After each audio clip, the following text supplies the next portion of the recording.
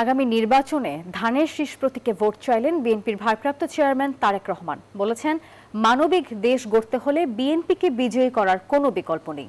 বুধবার বিকেলে বিএনপির দেশ গড়ার পরিকল্পনা কর্মসূচিতে দলীয় নেতাকর্মীদের বিভিন্ন দিক নির্দেশনা দেন তারেক রহমান। অভিযোগ করেন, ফ্যাসিবাদী সরকারের আমলে দেশে মানবাধিকার বলে কিছুই ছিল না। আগামী নির্বাচন সামনে রেখে দেশ গড়ার পরিকল্পনা কর্মসূচি নেতাকর্মীদের জানাতে 7 দিনের কর্মশালা আয়োজন করেছে বিএনপি। কর্মশালার চতুর্থ দিন বুধবার অংশ নেন জাতীয়তাবাদী যুবদল ও কৃষক দলের দায়িত্বশীল নেতারা, যেখানে লন্ডন থেকে ভার্চুয়ালি যুক্ত হয়ে দিক নির্দেশনা দেন বিএনপির ভারপ্রাপ্ত চেয়ারম্যান তারেক রহমান। আমরা রাজনৈতিক দলের কর্মী। বক্তব্যের শুরুতেই আন্তর্জাতিক মানবাধিকার দিবসের কথা তুলে ধরে তারেক রহমান বলেন, আওয়ামী লীগের সময় দেশে কোনো মানবাধিকার ছিল না, গুম খুন আর নিপীড়ন ছিল স্বাভাবিক বিষয়। শত শত নেতাকর্মী গুমের শিকার হয়েছে, হাজারো নেতাকর্মী হত্যার শিকার হয়েছে, লক্ষ লক্ষ নেতাকর্মী নির্যাতনের শিকার হয়েছে, কিন্তু কোনো মানুষের সাথে এই মানবাধিকার লঙ্ঘনের ঘটনা আর না ঘটুক, এটি আমরা চাই।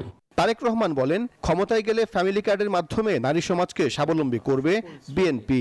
জনসংখ্যা নিয়ন্ত্রণে নেওয়া হবে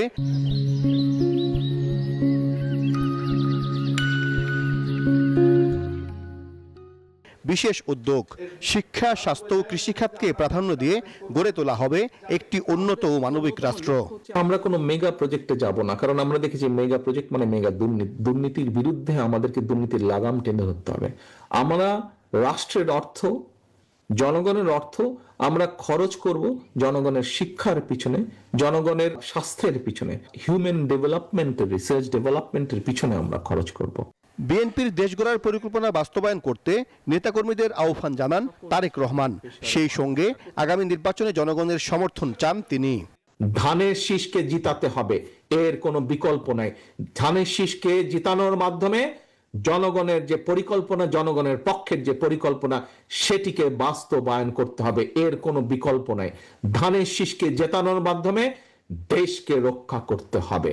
প্রথম বাংলাদেশ আমার শেষ বাংলাদেশ, এবং সবার আগে বাংলাদেশ, নো কম্প্রোমাইজ। বিএনপির ভারপ্রাপ্ত চেয়ারম্যান জানান, রাষ্ট্র পরিচালনার সুযোগ পেলে পরিবেশ রক্ষায় 5 বছরে 25 কোটি গাছ রোপণ করা হবে, আর শিশুসহ সব বয়সী মানুষের জন্য তৈরি করা হবে খেলার মাঠ।